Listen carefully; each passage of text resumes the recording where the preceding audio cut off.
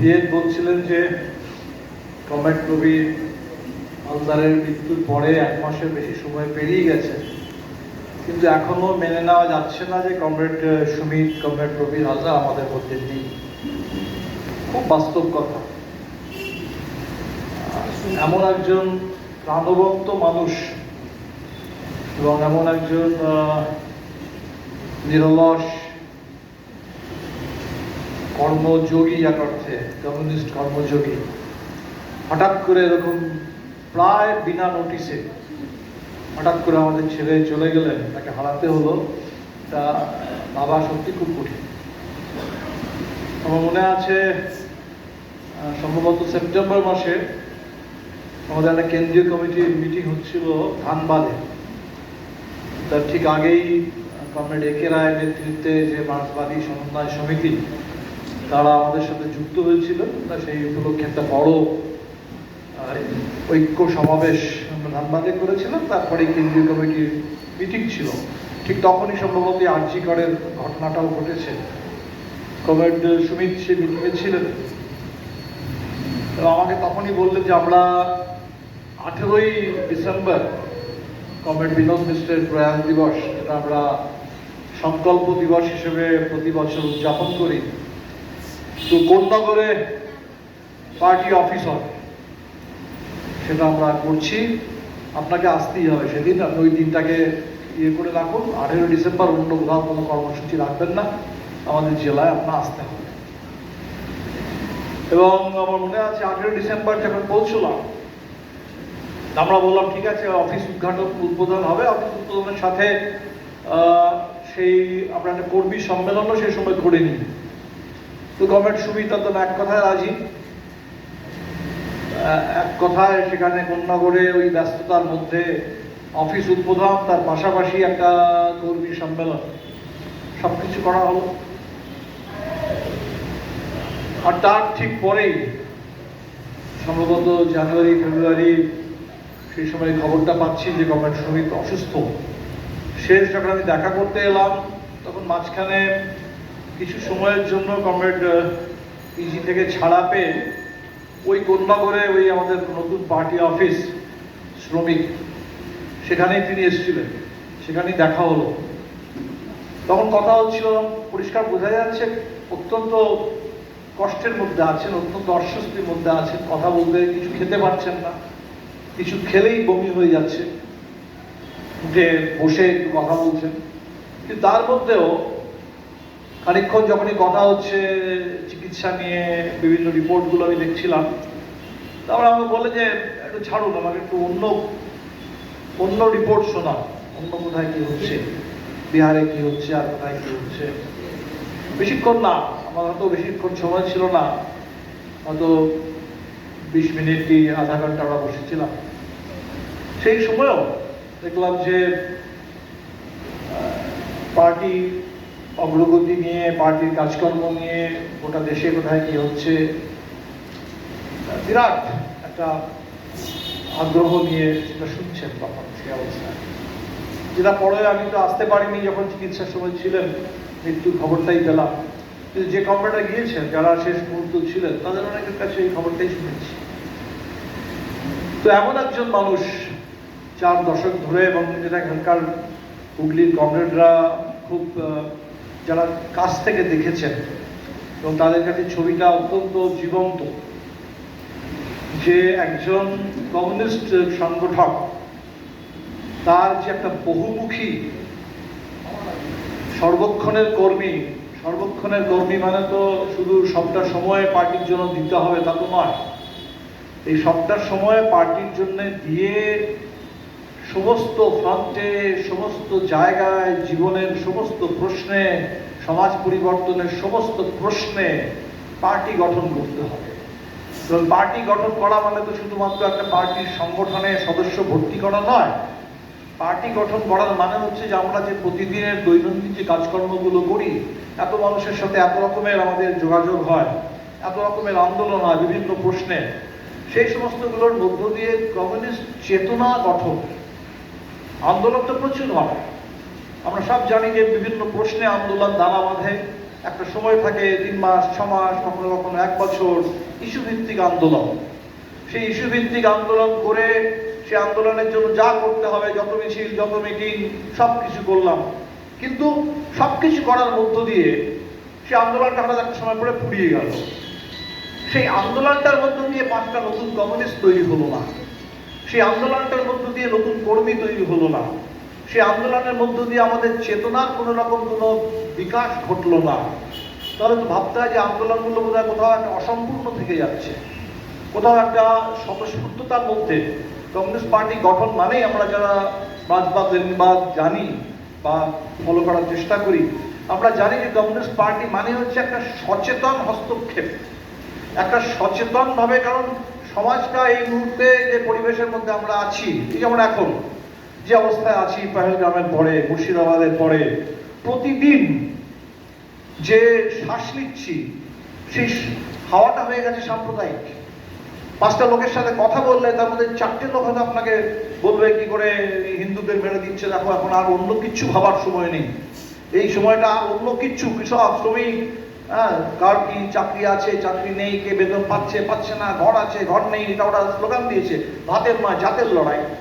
জাতের লড়াইটা কি? জাতের লড়াইটা মনে হচ্ছে ব্যাস ওরা বলে দিয়েছে যে পহেলগ্রামে নাকি তারা এসে শুধু হিন্দু দেখেছে, আর কিচ্ছু দেখেনি।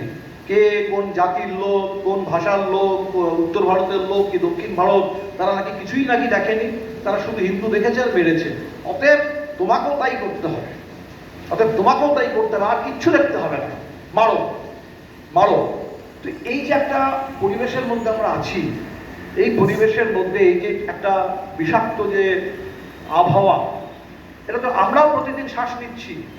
সোশ্যাল মিডিয়া খুললেই কোনো কমিউনিস্ট তো তার মধ্যে সেই ইমিউনিটি গড়ে ওঠেনি যে কমিউনিস্টরা ইমিউন, যে আমাকে এই জীবাণু কোভিড ভাইরাস যদি সকলকে আক্রমণ করে, কোভিডে যদি সবাই বিপন্ন হতে পারে, তাহলে আজকের এই সাম্প্রদায়িকতা, আজকের এই বিরাট ভাবে যে ফ্যাসিবাদ মানুষের মানসিকতা তাকে পাল্টে দিচ্ছে, তাকে নতুন করে চেনাতে শেখাচ্ছে, নিজেকেও আশপাশটাকেও সকলকে। সে মনে করছে এতদিন যেগুলো শুনেছি সব ভুল শুনেছি, এতদিন যে কথাগুলো ভেবেছি এগুলো ভুল করেছি, এখন যেটা বুঝছি এটাই আসল।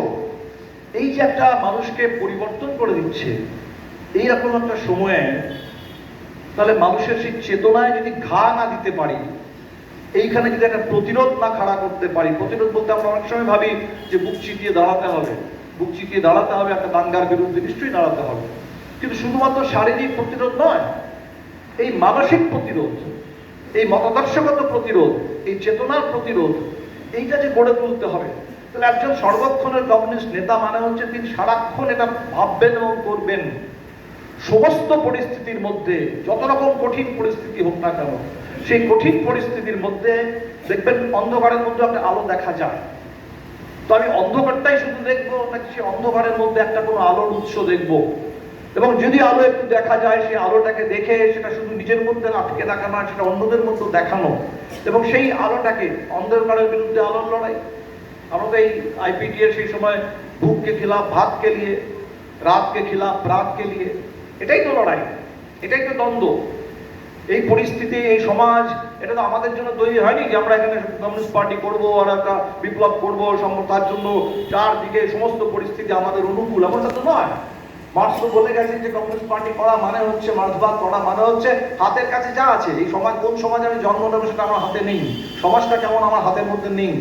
তাহলে যে পরিস্থিতি আমি পেয়েছি, যে পরিবেশ আমি পেয়েছি, যেরকম মানুষকে হাতের কাছে পাচ্ছি, সেই সমস্ত মানুষগুলোকে নিয়ে সেই পরিবেশ, সেই পরিস্থিতিতে দাঁড়িয়ে কিন্তু সবসময় কিছু না কিছু করার আছে, কোনো সময়টাই হাল ছেড়ে দেওয়ার সময় নয়। সেই সময়ে সেই কাজগুলোকে গুছিয়ে নেওয়া, সেই কাজগুলো করা, একের পর এক কাজ করা, এই যে একটা বিরাট ডায়নামিজম, একটা বিরাট উদ্যোগ, কিছু স্লোগান আউড়ে দেওয়া, কিছু আত্মবাক্য বলে দেওয়া নয়, পরিস্থিতির মধ্য থেকে উপাদান খুঁজে বের করা, মানুষের মধ্যে থেকে সেই শক্তি খুঁজে বের করা, সেই শক্তিকে, সেই উপাদানকে সংহত করে একটা জীবন্ত পার্টি গড়ে তোলা। আমি কমরেড সুমিতকে দেখেছি, আমারও প্রায় 4 দশকের কমরেডের সাথে কাজ করার একটা অভিজ্ঞতা আছে, কাছ থেকে দেখেছি। আমি যখন ছাত্র ছিলাম আইএসআইতে, কমরেড সুমিত তখন এই হাওড়া হুগলি অঞ্চলের ভোল্টায় ভাই, এদেরকে দেখেই আমরা ধরুন পার্টিতে এসেছি। তখন থেকে সেই সময় থেকে আমি দেখেছি। এবং এই যে কথাগুলো আজকে বিএড বলছিলেন যে শ্রমিক আন্দোলন হচ্ছে, তো শ্রমিক আন্দোলনে কি করে কৃষককে দাঁড় করানো যায়, কি করে বুদ্ধিজীবীদের, সাংস্কৃতিক কর্মীদের, মানবাধিকার আন্দোলনের কর্মীদের, তাদেরকে শ্রমিকের পাশে দাঁড় করানো যায়। কৃষক আন্দোলন হচ্ছে, সেখানে শ্রমিককে কি করে তার পাশে দাঁড় করানো যায়। এই যে সবসময় একটা সকলকে যুক্ত করা, একটা সমন্বয়ের সূত্র বের করা, এই যে চেষ্টাটা, এটা আমি বারবার কমেন্টের মধ্যে দেখেছি। সমস্ত আন্দোলনগুলো আমার মনে আছে। এখন কিছুদিন আমিও এআইসিসিটিউ করেছি এই জেলায়, সেই ভিক্টোরিয়া জুট মিলের আন্দোলনের সময়। ওই যে এক স্কটল্যান্ডের মালিক ছিল, এখানকার কোন জুট মিল কিনে নিয়েছিল, ব্রেলি, সেই সময় সেই আন্দোলনের সময় মনে আছে।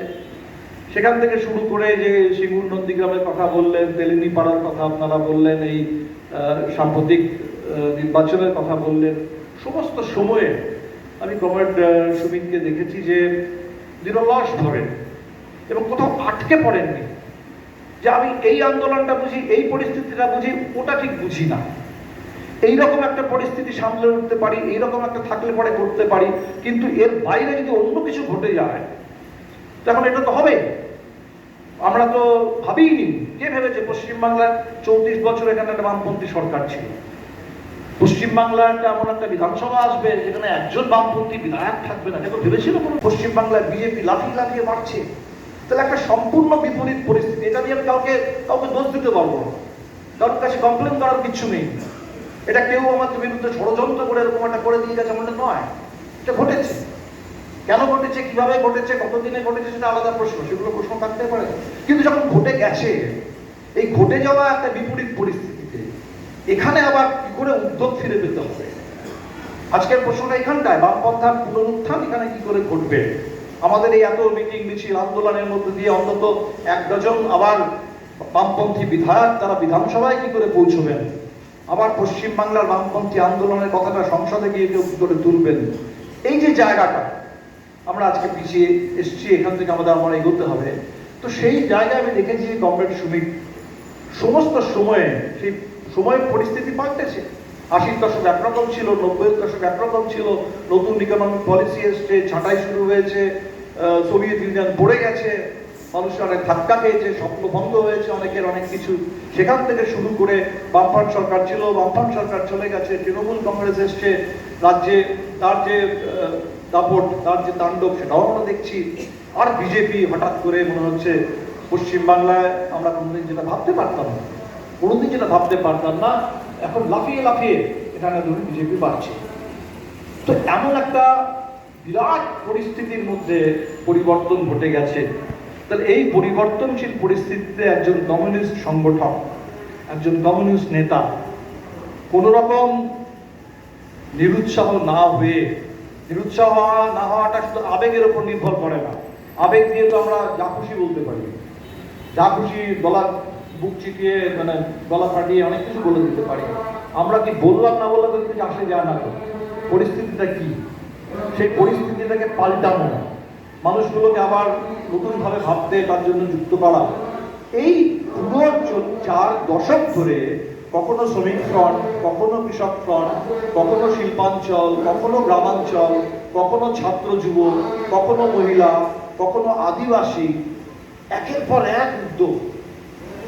এবং হুগলি জেলা আমাদের কাছে পশ্চিমবাংলা বিরাট কাজকর্ম নেই, কিন্তু এই জেলাটা আমি দেখেছি ধীরে ধীরে ধীরে ধীরে, যে সময়ে সুমিত শুরু করেছেন আমরা দেখতাম তখন হিন্দ মোটর ছিল, তখন তো হিন্দ মোটরের কারখানা ছিল।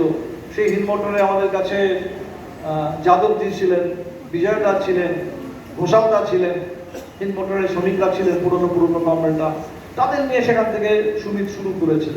সেইখান থেকে শুরু করে তারপরে পরবর্তীতে ধরুন জুট মিল, সেই জুট মিলের সময় একটা সময় আমরা পঞ্চায়েতে কিছু ভালো রেজাল্ট করলাম, গোস্বামী মালিপাড়া, সেই পঞ্চায়েতে আমাদের পঞ্চায়েত তৈরি হয়েছিল। সেই পঞ্চায়েত করোনা কালে আমাদের কমরেডরা বলছিলেন যে সে সময় ঋণ মুক্তির আন্দোলন। তো প্রত্যেকটা সময় আমি দেখেছি যে খুব নিজেকে অনেকটা আড়ালে রেখে, আজকে তো সোশ্যাল মিডিয়ার যুগ, প্রচুর প্রচারের যুগ, সেই প্রচারের আলো থেকে দূরে, কিন্তু সেখানে সারাক্ষণ লেগে পড়ে থেকে এবং সেখানে কমরেডদেরকে তৈরি করা, কর্মীদের তৈরি করা, কর্মীদেরকে সুযোগ দেওয়া, এবং সেখানে সমস্ত ফ্রন্ট, কোনো ফ্রন্ট ছাড়েনি, কোনো ফ্রন্ট নয়। এরা ঠিক আছে বেশ কিছু আন্দোলন হচ্ছে, যুগ মিলে শ্রমিক হয়েছে, ভালো না, কোথাও কিন্তু সেই ব্যাপারটা নেই যে অনেক হয়ে গেছে, আরো অনেক করতে হবে, গ্রামাঞ্চলে করতে হবে, গ্রামাঞ্চলে করতে হবে, তো ক্ষেত মজুরের মধ্যেও করতে হবে, তো কৃষকের মধ্যেও করতে হবে। এত বড় কৃষক আন্দোলন দিল্লির সীমান্তে হচ্ছে, সবাই প্রশ্ন তোলে যে এটা তো দিল্লির আন্দোলন, ওটা তো পাঞ্জাবের আন্দোলন, ওটা তো হরিয়ানার আন্দোলন। পশ্চিমবাংলা যে কৃষক আন্দোলনের রাজ্য, সেই কৃষক আন্দোলনের রাজ্যে ওই দিল্লির বর্ডারের যে কৃষক আন্দোলন, তার ছাপ কোথায়? পশ্চিমবাংলার মাটিতে সেই কৃষকের আন্দোলন কোথায়? এটা তো প্রশ্ন। এটা তো আমরা যারা কমিউনিস্ট পার্টি করি, আমরা যারা কৃষক আন্দোলন করি, আমাদের সবকে ভাবতে হবে, এটা জবাব দেবেন করতে যে পশ্চিমবাংলায় এটা কি করে হবে। আমি সবসময় দেখেছি কমরেডকে এই সমস্ত প্রশ্নগুলোকে নিয়ে চিন্তা ভাবনা করা, প্রচেষ্টা চালানো, করে যাওয়া। তো ফলে এমন একজন কমরেড হঠাৎ করে চলে গেলেন। কিন্তু আমার যেটা ভালো লাগছে যে হুগলি জেলার কমরেডকে খুব নির্দিষ্টভাবে, খুব জীবন্তভাবে আপনারা মনে রেখেছেন। এই জীবন্তভাবে মনে রাখাটা খুব দরকার, কারণ এই জীবন্তভাবে মনে রাখাটা তার কাছ থেকে অনেক অনেক কিছু শেখার, অনেক অনেক কিছু আদর্শ গ্রহণ করার আছে, প্রয়োজন আছে। সেটা এই হুগলি জেলায় আমাদের করতে হবে, গোটা পশ্চিমবাংলা রাজ্য জুড়ে করতে হবে, আমাদের গোটা পার্টিতে করতে হবে। খুবই কঠিন সময়ের মধ্যে আমরা আছি, তা আমরা সবাই খুব হাড়ে হাড়ে টের পাচ্ছি। এই পেহেলগামটা হলো, পুলওয়ামা যখন হলো, তারপরে 2019-এর নির্বাচনটা পুলওয়ামা দিয়ে হয়ে গেল। নাহলে যে নির্বাচনটা 24-এ আমরা দেখলাম, যেখানে কৃষকের প্রশ্ন খানিকটা হলে উঠলো, যেখানে সংবিধানের প্রশ্ন উঠলো, গণতন্ত্রের প্রশ্ন উঠলো, সেটা 2019-এ ওঠার মতো পরিস্থিতি ছিল। 2019-এর সময়ও কৃষকদের ঋণ মুক্তির আন্দোলন, ফসলের দামের আন্দোলন, এই আন্দোলনগুলো দাঁড়াচ্ছিল। 2019-এর সময়েও সেই রোহিত ভেমুলার আত্মহত্যা বলুন বা প্রাতিষ্ঠানিক হত্যা, সেখান থেকে জেএনইউ থেকে শুরু করে বিভিন্ন বিশ্ববিদ্যালয়গুলোতে ছাত্রদের উপরে যে আক্রমণ, এই আক্রমণগুলো ছিল, তার বিরুদ্ধে বড় বড় আন্দোলন গড়ে উঠছিল। এই সমস্ত আন্দোলনগুলোর মধ্যে 2019-এর নির্বাচনটা হতে পারত, কিন্তু ঠিক নির্বাচনের আগে সেই পুলওয়ামা, সেই বালাকোট, এবং পরবর্তীতে সেই কাশ্মীরের গভর্নর, তিনি একের পর এক কথা বলছেন যে পুলওয়ামাটা কি করে হলো, কিভাবে সেটাকে হতে দেওয়া হলো। আজকে সেই একই কথাগুলো আমরা শুনছি, যে পেহেলগাম একটা কাশ্মীরের বুকে। দুদিন আগে পর্যন্ত প্রচার হচ্ছে যে মোদিজি এখন কাশ্মীর ঠিক করে দিয়েছে, কাশ্মীরে বেড়াতে যাও। আমি আসার সময় দেখছিলাম একটা জায়গায় বিজ্ঞাপন লেখা আছে, এখান থেকে শ্রীনগরের জন্য বাস যায় 18,000 টাকা। তাহলে জেলা জেলা থেকে সংগঠিত করে, ঠিক যেরকম কুম্ভে মানুষকে সংগঠিত করে নিয়ে যাওয়া হয়েছে, কুম্ভে যাও, এত লোককে নিয়ে যাওয়া হয়েছে, তো কাশ্মীরে যাও, সেখান থেকে প্রচার করো, এসে বলো যে কাশ্মীর কত শান্ত, কাশ্মীরে কত দারুণ পরিস্থিতি হয়ে গেছে, মোদিজি, অমিত শাহ তারা কাশ্মীরকে সম্পূর্ণ ঠিক করে দিয়েছেন। তাহলে কাশ্মীর নিয়ে এই সমস্ত গল্পগুলোকে ছড়ানোর জন্য প্রচার করা হয়েছে। 7ই এপ্রিল 8ই এপ্রিল অমিত শাহ সেখানে গিয়ে মিটিং করছেন, কাশ্মীরের নিরাপত্তা পরিস্থিতি পর্যালোচনা করছেন, এবং কাশ্মীরের নিরাপত্তা পরিস্থিতি যখন পর্যালোচনা করছেন, আপনারা জানেন কাশ্মীর কোনো রাজ্য নয়, সেটা একটা কেন্দ্রশাসিত এলাকা। কাশ্মীরে যে ইউনিফাইড কমান্ড আছে, সেই ইউনিফাইড কমান্ডের নেতৃত্বে সেখানকার মুখ্যমন্ত্রী নেই, সেখানকার যে লেফটেন্যান্ট গভর্নর মনোজ সিনহা তার, এবং সেখানে মুখ্যমন্ত্রীকে সেই মিটিং থেকে বের করে দিয়ে খানিকক্ষণ মুখ্যমন্ত্রীর সঙ্গে কথা বলার পরে অমিত শাহ বললেন যে ওমর সাহেব ধন্যবাদ, মানে আপনি এখন যেতে পারেন, আপনি উঠে চলে যান, এবার আমরা আসল মিটিংটা করবো, আপনার সাথে দুটো খোঁজ গল্প করার যে সৌজন্যমূলক সেটা আমি করে নিয়েছি, আসল মিটিংটা এবার করবো। সে আসল মিটিং করছেন, এবং সে আসল মিটিং করে তখন বলছেন যে কাশ্মীর সম্পূর্ণ ঠিক আছে কাশ্মীর। তাহলে সেই রকম একটা জায়গায় 2000 মানুষ পৌঁছে যাচ্ছে, আর সেই 2000 পর্যটকের জন্য একটা পুলিশ নেই, সেখানে একটা কোনো চেকপোস্ট নেই, একটা সেনা নেই, যেখানে গোটা কাশ্মীর সবাই জানে গোটা ভারতবর্ষের সব থেকে বাস্তারের মধ্যে সব থেকে মিলিটারাইজড এলাকা, সব থেকে বিরাট সংখ্যা, যদি মানুষের সংখ্যা আর তার সেই অনুপাতে আমরা যদি হিসেব করি যে প্রতি মানুষ কত হাজার মানুষের পেছনে সেখানে কতজন সেনার জওয়ান আছে, কতজন সেখানে সিআরপিএফ আছে, কতজন সেখানে বিএসএফ এর লোক আছে, তাহলে সব থেকে 1 নম্বর আপনি দেখবেন সেখানে হয়তো কাশ্মীর আছে।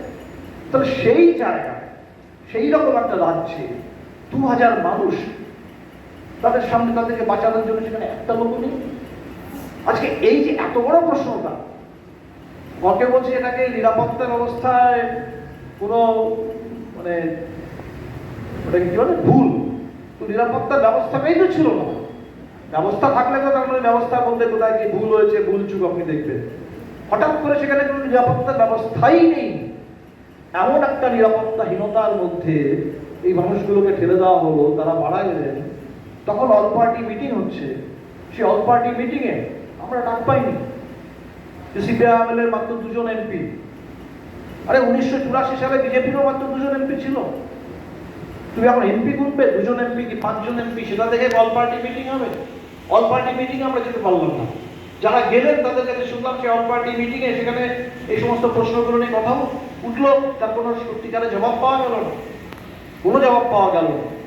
এবং এখন আপনি দেখবেন যে ভারতবর্ষের একজন মন্ত্রী পীযূষ গোয়েল, তার একটা বক্তব্য শুনছি, তিনি বলছেন যতদিন না ভারতবর্ষের 140 কোটি মানুষ তারা পরিপূর্ণ দেশপ্রেমিক হয়ে উঠছেন, জাতীয়তাবাদী হয়ে উঠছেন, ততদিন এই ধরনের ঘটনা ঘটতে থাকবে। মানে সমস্যাটা এখন হয়ে গেল মানুষ দেশপ্রেমিক না, ভারতবর্ষের মানুষের জাতীয়তাবাদের মধ্যে সমস্যা আছে। তার জাতীয়তাবাদ মানে আপনি চাইছেন যে ভারতবর্ষের সমস্ত মানুষ এখন বন্দুক নিয়ে বেরিয়ে পড়ুক, তারা মুসলিম দেখলেই মারো। কাশ্মীরিদেরকে বিভিন্ন রাজ্যে করা হচ্ছে, এবং শুধু কাশ্মীরিতে হচ্ছে না, শুধু কাশ্মীরিতে হচ্ছে না অবশ্যই। যেমন যখনই বাংলাদেশের কথা ওঠে, অনুপ্রবেশকারীর কথা ওঠে, আমার পশ্চিমবাংলার মানুষ কে দেখতে যাচ্ছে? সে মালদার লোক কি মুর্শিদাবাদের লোক কি 24 পরগনার লোক কি হুগলির লোক কি বাংলাদেশ থেকে আসা লোক, কে দেখতে যাচ্ছে? কেউ দেখতে যাচ্ছে না। দেখো আর মারো। তাহলে এই যে একটা পরিবেশ পরিস্থিতি তৈরি করে দেওয়া হয়েছে, কি মারাত্মক একটা পরিবেশ পরিস্থিতি। সেখানে আমাদের সামনে উদ্যোগ আছে, 20 তারিখের শ্রমিক ধর্মঘট আছে। সেই শ্রমিক ধর্মঘটের পক্ষে কৃষকদের দাঁড়ানোর কথা আছে, কৃষকরাও বলেছেন, আমরাও আছি। তো এই যে প্রশ্নগুলো আছে, তাহলে এই যে প্রশ্নগুলো আছে আমাদের সেই 3টে কৃষি আইন, সেই 3টে কৃষি আইনকে ভারতবর্ষের কৃষক বিরাট আন্দোলনের মধ্য দিয়ে সরকারকে বাধ্য করেছে 3টে কৃষি আইনকে প্রত্যাহার করতে। যদিও সেই যে 3টে আইন প্রত্যাহার হয়েছে, আইন প্রত্যাহার করা মানে যে কৃষি সম্পর্কে তাদের যে ষড়যন্ত্রমূলক যে পরিকল্পনা, যে কৃষিটা আদানি আম্বানির হাতে তুলে দাও, কর্পোরেটের হাতে তুলে দাও, এই পরিকল্পনাটা প্রত্যাহার হয়নি, ওই 3টে আইন প্রত্যাহার হয়েছে।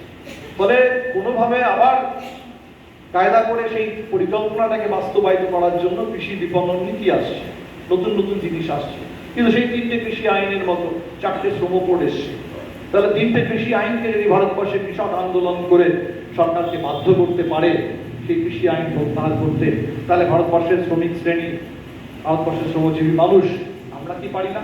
ঐক্যবদ্ধ আন্দোলনের মধ্য দিয়ে ওই 4টে শ্রম কোড, আমাদের শ্রমিক শ্রেণীর দীর্ঘদিনের আন্দোলনের মধ্য দিয়ে পাওয়া অধিকার, সংগঠন করার অধিকার, ধর্মঘট করার অধিকার, কাজের উপযুক্ত বেতন পাওয়ার অধিকার, সময় মতো বেতন পাওয়ার অধিকার, এই যে সমস্ত অধিকারগুলো আমাদের ছিল, যে অধিকারগুলো ছিনিয়ে নেওয়া হচ্ছে, আমরা কি পারি না? অবশ্যই পারি। কিন্তু এই যে একটা বড় আন্দোলনের যে আমাদের সামনে এজেন্ডা আছে, সেই এজেন্ডাটা আমি পৌঁছতেই পারবো না যদি না এই সম্প্রদায়টাকে, যে ওরা স্লোগান দিয়ে দিয়েছে ভাতের বিরুদ্ধে জাতের লড়াই, ওরা আর বলেই যাবে যে মোদিজিকে মূল্যবৃদ্ধি নিয়ে কি বলছে, মোদিজি এই সমস্ত ছোটখাটো প্রশ্নের জন্য এসছে, মূল্যবৃদ্ধি তো হয়েই থাকে চিরকাল, বেঁচে আছো, জিনিসপত্রের দাম বাড়বে বাড়বে। তো মোদিজি বড় বড় কাজ করতে এসছে, ভাই মন্দির বানাচ্ছেন, মসজিদগুলোকে ভাঙছেন, তুমি দেখতে পাচ্ছ না? এটাই দেখো। তাহলে এইটা দেখো, এবার পাকিস্তানের জল বন্ধ করে দিচ্ছে, পাকিস্তানের জল বন্ধ হবে না, সেই জল বন্ধ হলেও সেখানে পাকিস্তানের সাধারণ কৃষক ক্ষতিগ্রস্ত হবে। এই পুরো ব্যাপারগুলোকে ইয়ে করে এখন আইপিএল ম্যাচের মতো পাকিস্তানের জল কত বন্ধ হলো, কবে বন্ধ হলো, পাকিস্তানকে কি করে মোদিজি শিক্ষা দিচ্ছেন, তুমি এটা দেখো। তোমার আর কি দেখার দরকার আছে? তোমার চাকরি আছে কি চাকরি নেই, জিনিসপত্রের দাম কত, তোমার বাড়ি আছে কি বাড়ি নেই, তোমার উপরে বিরাট ঋণের বোঝা, এগুলো দেখার দরকারই নেই। ওইটা দেখো পাকিস্তানকে কিভাবে শিক্ষা দেওয়া হচ্ছে, ওইটা দেখো কাশ্মীরিদের কি করে পেটানো হচ্ছে, ওইটা দেখো তোমার ঘরের পাশে মুসলিমদের কি করে শিক্ষা দিতে হবে। মোদিজি তো এই জন্য এসছেন, ওদেরকে উচিত শিক্ষা দেওয়ার জন্য, ওদেরকে ব্যাপারটা বোঝে। এই যে একটা পরিবেশ তৈরি করে দেওয়া, এই চেতনাটাকে যদি ঘা না দেওয়া যায়, এটাকে যদি সরাসরি যদি না এটাকে প্রতিরোধ করা যায়, তাহলে আমরা যদি ভাবি যে এই চেতনাটাও থাকবে, আর এই চেতনার পাশাপাশি ওই 4টে শ্রম আইন, ওই আমাদের রুজি রুটির প্রশ্ন, এই প্রশ্নগুলি আন্দোলনও থাকবে, এই চেতনাটাও থাকবে, আর ওই অভয়া আন্দোলনটাও থাকবে, এই চেতনাটাও থাকবে, আর এই চেতনার পাশাপাশি যোগ্য অযোগ্য শিক্ষকদের তাদের সম্পর্কে যে বঞ্চনা, এটা থাকবে। এটা হবে না, এটা হবে না। এই 5টা জিনিস একসঙ্গে যখন আপনি থাকবেন, সেখানে ওই বাকি 4টে মাইনাস হয়ে যাবে, বাকি 4টে মাইনাস হয়ে গিয়ে ওখানে এই চেতনাটাই কিন্তু সামনে চলে আসবে। তাহলে এই যে জায়গাটা আজকে আমরা দাঁড়িয়ে আছি, বামপন্থীরা, নবলিস্টরা, আমাদের কাছে সবার আগে একটা বড় প্রশ্ন যে এমন একটা সময়ে মনে করে দেখুন, তেভাগার সময়ে, সেই সময়ে সত্যি সত্যি যখন ভারতবর্ষের স্বাধীনতার সময়টা ছিল, যখন দেশভাগ হচ্ছে, তখন তার সাম্প্রদায়িকতা তো এখনকার থেকে অনেক বেশি ছিল। তখন তো সত্যি সত্যি দেশটা ভাগ হয়েছে, দাঙ্গা হচ্ছে, তখন তো লক্ষ লক্ষ মানুষ এদিক থেকে ওদিকে চলে যাচ্ছে, বাধ্য হচ্ছে। গোটা দেশ জুড়ে যখন এমন একটা পরিস্থিতি ছিল 47-এর সময়, তখন ভারতবর্ষের সংবিধান লেখা হচ্ছে 49 সালে, সেই সংবিধান গৃহীত হচ্ছে। তখন কিন্তু কোনো RSS, কোনো হিন্দু মহাসভা, কোনো এই আজকে, তখন তো আপনার হোয়াটসঅ্যাপ ছিল না, কিন্তু তখনও প্রচার তো ছিল, গুজব ছিল, গুজব চিরকালই ছিল, মিথ্যে প্রচার চিরকালই ছিল। তখন কিন্তু কোনো গুজব দিয়ে, কোনো মিথ্যা প্রচার দিয়ে ভারতবর্ষের মানুষকে এটা বিভ্রান্ত করা যায়নি যে ভারতবর্ষটা পাকিস্তান যখন হয়ে গেছে মুসলমানদের জন্য, তাহলে এটা হিন্দুদের জন্য হোক, ভারতবর্ষটা হিন্দু রাষ্ট্র হোক, এটা কিন্তু ভারতবর্ষের মানুষ সেদিন মনে করেনি। স্বাধীনতা আন্দোলন আমাদেরকে অন্যভাবে ভাবতে শিখিয়েছিল। সেই স্বাধীনতা আন্দোলনের মধ্যে দিয়ে যে সংবিধান পেয়েছিল, সেই সংবিধান স্বাভাবিকভাবে এটা বলেছিল যে এখানে কোনো রকম ধর্মের ভিত্তিতে ভেদাভেদ হবে না। আজকে যে ওয়াকফ বোর্ডের আইন সংশোধন করে দেওয়া হচ্ছে, আজকে যে কথায় কথায় মুসলিম জনগণকে তাদেরকে অধিকারবিহীন দ্বিতীয় শ্রেণীর নাগরিকে পরিণত করার ষড়যন্ত্র চলছে, এই ষড়যন্ত্র, এই রকমের একটা ভেদাভেদ, এটা কিন্তু তখন 47 সালে, 48 সালে, 49 ছিল না। তখন যখন গান্ধীকে হত্যা করা হলো 48-এর 30 জানুয়ারি, তখন সে RSS কে ব্যান করে দেওয়া হলো। তাকে মিথ্যে কথা বলে আবার বলতে হলো যে আমরা সাংস্কৃতিক সংগঠন, এবারের মতো ছেড়ে দিন, ক্ষমা করে দিন, আর ভবিষ্যতে আর করবো না, এই সমস্ত মিথ্যে কথা বলে তারা আবার ফিরে এলো। তাহলে আমি বলছি সেই সময়টায়, সেই সময়টাকে মনে করে দেখুন, কত বড় একটা স্বাধীনতার আন্দোলন ছিল, কত বড় তেভাগার আন্দোলন ছিল, কত বড় সেই সময়কার শ্রমিকদের আন্দোলন ছিল, অত বড় কমিউনিস্টদের আন্দোলন ছিল। সেই অত বড় বড় আন্দোলনগুলো ছিল বলেই আমরা তখন সেই দাঙ্গা, সেই দেশভাগ, সেই ষড়যন্ত্র, সেটাকে সামাল দিতে পেরেছিলাম।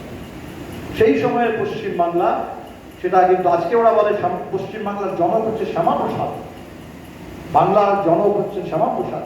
তখন কেউ শ্যামাপ্রসাদ জানত না, তখন কেউ, তারা ক্ষুদিরাম বোস জানতেন, সূর্য সেনকে জানতেন, সুভাষ বোসকে জানতেন, বাংলার কমিউনিস্টদেরকে জানতেন, বাংলার স্বাধীনতা সংগ্রামীদের জানতেন, কিন্তু স্বাধীনতা সংগ্রামের সাথে যারা বিশ্বাসঘাতকতা করেছে, একজন বিশ্বাসঘাতক দালালকেও সেদিনকে পশ্চিমবাংলা বিশ্বাস করতো না। এই যে সময়টা পশ্চিমবাংলায় ছিল, গোটা দেশে ছিল, আজকে আবার যদি ফ্যাসিবাদের মোকাবিলা করতে হয়, তাহলে সেই পাল্টা, সেই পরিস্থিতি তৈরি করতে হবে, সেই পাল্টা আন্দোলন গড়ে তুলতে হবে। সেই জায়গাটায় কি পাল্টেছে? পাল্টেছে এটুকুই, সেদিনকে ব্রিটিশের দালালি করতো, আজকে আমেরিকার দালালি করছে, এটুকুই তো পাল্টেছে। যারা ব্রিটিশের দালালি করতো, তারা আজকে আমেরিকার দালালি করছে। তারা ট্রাম্পের সামনে গিয়ে, সেখানে গিয়ে নতজানু হয়ে আত্মসমর্পণ করছে, আর ট্রাম্প যা খুশি বলে বেড়াচ্ছে। তাহলে আজকে জাতীয়তাবাদ মানে কি, দেশপ্রেম মানে কি? আমেরিকার বিরুদ্ধে যে দাঁড়াতে পারবে না, এই সাম্রাজ্যবাদের বিরুদ্ধে যে দাঁড়াতে পারবে না, সে কি জাতীয়তাবাদী হতে পারে? সে কি দেশপ্রেমিক হতে পারে? আর যে বুক চিতিয়ে এই কথাটা বলতে পারবে না যে এই দেশ হিন্দু না মুসলিম, এটা জিজ্ঞাসা করার নয়। আমরা সবাই, এই দেশটা হচ্ছে সকলের, এই দেশটা সকলের, হিন্দু, মুসলিম, শিখ সকলের, খ্রিস্টান সকলের, হিন্দি ভাষী, বাংলা ভাষী, তামিল ভাষী, আদিবাসী, দলিত সকলের। তাহলে সকলের দেশ, এই সবাইকে নিয়ে আমরা এই কথাটা যে বুক চিতিয়ে বলতে পারবে না, সে কি ভারতবর্ষের মতো একটা এত বড় দেশে সে কি কোনোদিন দেশপ্রেম হতে পারে? সে কি কোনোদিন এই সংকীর্ণতা নিয়ে, ঘৃণা নিয়ে এদেশে জাতীয়তাবাদী হতে পারে? তাহলে এই জাতীয়তাবাদের প্রশ্নে, দেশপ্রেমের প্রশ্নে আজকে তো আমাদের কমিউনিস্টরাই সব থেকে সাচ্চা দেশপ্রেমী, সব থেকে সাচ্চা জনগণ। ভগৎ সিং যখন বলতেন ইনকিলাব জিন্দাবাদ, তার সাথে সাথে বলতেন সাম্রাজ্যবাদ কা নাশ হোক। সাম্রাজ্যবাদ বিরোধিতা না করলে পরে সেটা কোনো, আমাদের মতো দেশে সেটা কোনো জাতীয়তাবাদ হয় না। তাহলে এই যে একটা বিরাট ঐতিহ্য নিয়ে আমরা চলি, আজকেই তো সেই ঐতিহ্যের পরীক্ষা।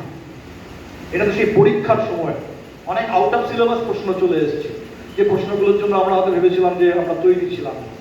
আউট অফ সিলেবাস অনেক প্রশ্ন চলে এসেছে, কিন্তু কমিউনিস্ট মানে তো পরীক্ষার পাস করতে হবে, পরীক্ষার রেজাল্ট করতে হবে, পরীক্ষা জিততে হবে। তাহলে এই জায়গায় কমরেড সুমিত যদি আমাদের মধ্যে থাকতেন, জানি চুপচাপ আড়ালে থেকে কিন্তু কমরেডদেরকে সবসময় এগিয়ে দিয়ে সবসময় ওই কখন এই প্রাণ কখন ওই প্রাণ বিভিন্ন মিলে চুপচাপ নিরলস এই কাজটা করতেন। কমরেড সুমিত আমাদের মধ্যে নেই, কিন্তু একটা বিরাট, খুব জীবন্ত একটা ঐতিহ্য, জীবন্ত একটা ইতিহাস আমাদের মধ্যে রেখে গেছেন। বারবার কমরেডের কথা মনে পড়বে, এবং যখনই কমরেডের কথা মনে পড়বে তখনই কিছু কাজের কথা মনে পড়বে, তখনই কাজের কিছু পদ্ধতির কথা মনে পড়বে, তখনই কমরেডদেরকে সবাইকে সব একসাথে নিয়ে একটা পরিবেশ রচনার কথা মনে পড়বে, তখনই অন্ধকারের মধ্যে একটা আলো খোঁজার কথা মনে পড়বে, তখনই হতাশার বিরুদ্ধে উঠে দাঁড়ানোর কথা মনে পড়বে। তো কমরেড সুমিত আমাদেরকে প্রেরণা দেবেন। কমরেড সুমিতের সেই আদর্শ, সেই উৎসাহ নিয়ে এই হুগলি জেলা আরও এগিয়ে যাবে। এবং আজকে যে আমরা সবাই যেটা ফিল করছি, এখানে আমার কমরেড সিপিএমের কমরেড বলছিলেন যে বামপন্থীদের বৃহত্তর ঐক্য ছাড়া আজকে তো হবে না। বলে আজকে যে যেখানে আছি, যার হাতে কাছে যা আছে, বৃহত্তর ঐক্য দরকার। বামপন্থীদের ঐক্য দরকার, বামপন্থীদের বাইরেও সমস্ত সংগ্রামী শক্তি, তাদের নিয়ে ঐক্য দরকার। এবং এই বৃহত্তর ঐক্যের জন্য অনেক হয়তো ঐক্য মানেই অনেক বিতর্কও থাকতে পারে, কিন্তু যে সময়ে যেটা কাজের কথা, অনেক অবান্তর কথা, অনেক পুরনো কথা, যেগুলো এখন না বললেও চলে, যেগুলো নিয়ে এখন বিতর্ক করার কোনো দরকার নেই। ইতিহাস তো আমাদের এটাই বলে যে সবসময় বাঁচতে হয় কোন সময়ের কোনটা জরুরি কথা, যে সময়ের যেটা জরুরি কথা, যে সময়ের যেটা মূল দায়িত্ব, যে সময়ে যারা আমার মূল বন্ধু, যে সময়ে যে আমার মূল লড়াই, এই মূল প্রশ্নে যদি আমরা ঐক্যবদ্ধ হতে পারি, অবান্তর কথা, পুরনো কথা, যেগুলোকে বাদ দিয়ে, আজকের এই সোশ্যাল মিডিয়া আমাদেরকে অনেক উল্টোপাল্টা শেখায়, অনেক অন্য ধরনের প্রচুর বামপন্থী কর্মী, তারাও সকাল সন্ধ্যে ওই সোশ্যাল মিডিয়ার ভাষায় ওই বিভিন্ন জায়গায় প্রবাহিত হয়ে যায়। সেই জায়গায় আমরা সুমিতের মতো, যিনি বাইরে থেকে একটা সামলে সামাল দিতে হবে, এই পরিস্থিতিকে সামলাতে হবে, তার জন্য দক্ষ নাবিক দরকার, দক্ষ কমান্ডার দরকার, দক্ষ নেতা দরকার, অভিজ্ঞ ধৈর্যশীল উদার নেতা দরকার। কমরেড সুমিতের সেই আদর্শ নিয়ে আমরা এই জেলায়, এটা আমাদের বামপন্থী আন্দোলনের আমি মনে করি একটা অধ্যায় কমরেড সুমিত এখানে আমাদের জন্য রেখে গেছেন। সেই জেলা, দেভাঘাট জেলা, বড় বড় আন্দোলনের জেলা। সিঙ্গুর নিয়ে হয়তো এখনো অনেক বিতর্ক থাকতে পারে, কিন্তু সিঙ্গুরে সাধারণ মানুষ মুখে দাঁড়িয়েছিল এই ঘটনার পরে। প্রথম দিনই আমরা সেখানে পৌঁছেছিলাম। আমার মনে আছে কমরেড সুমিতের নেতৃত্বে কিভাবে ওই হুগলি জেলায় আমাদের কমরেডরা মার খেয়েছেন, কমরেড তপন, আমাদের কমরেড ছাত্র কমরেডরা কিভাবে পড়ে থেকেছেন, মার খেয়েছেন, মার খেয়েও সে কৃষকের আন্দোলনের পাশে দাঁড়িয়ে থেকেছেন। ওটা একটা বড় আন্দোলন ছিল। এই সমস্ত বড় আন্দোলনগুলো, শ্রমিকদের আন্দোলন, এই আন্দোলনগুলোর মধ্য দিয়ে আমরা গড়ে তুলি। কমরেড সুমিত আমাদের মধ্যে থাকবেন। এভাবেই আমরা কমরেড সুমিতের আদর্শকে, তার স্মৃতিকে বাঁচিয়ে রাখবো, এবং কমরেড সুমিতের আদর্শে হুগলি জেলা এবং গোটা রাজ্যের সমস্ত ফ্রন্টের কমরেডরা উৎসাহিত বোধ করবেন, অনুপ্রাণিত বোধ করবেন এবং এগোবেন। আমাদের গোটা পার্টির কেন্দ্রীয় কমিটি আমরা কেউ ভাবিনি এরকম হঠাৎ করে এরকম একজন কমরেডকে আমরা হারাবো কমরেড সুমিত। ডিসেম্বর মাসেও যিনি নেতৃত্ব দিচ্ছেন, জানুয়ারি মাসেও যিনি নেতৃত্ব দিচ্ছেন, আর হঠাৎ মার্চ মাসে তিনি আর আমাদের মধ্যে নেই, এমন একটা কিন্তু কঠিন পরিস্থিতি মেনে তো নিতেই হবে। সেই পরিস্থিতিতেও বিকল্প দরকার, নতুন করে ভাবতে হবে, কাজ করতে হবে। তো কমরেড সুমিত আমাদের মধ্যে থাকবেন।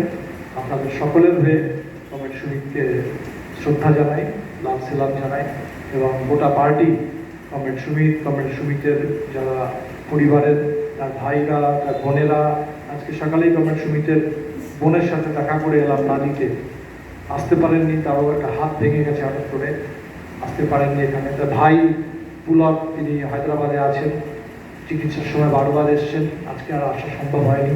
তারা সবাই সমস্ত তার ছাত্র জীবনের বন্ধু, তাদের কথা শুনেছিলাম যে তারাও হাসপাতালে দেখা করতে এসেছেন। তো সমস্ত কমরেড যারা কমরেড সুমিতকে জানতেন, চিনতেন, ভালোবাসতেন, তাদের সকলের প্রতি সহযোগিতা প্রকাশ করে কমরেড সুমিত, লাল সালাম, কমরেড সুমিত।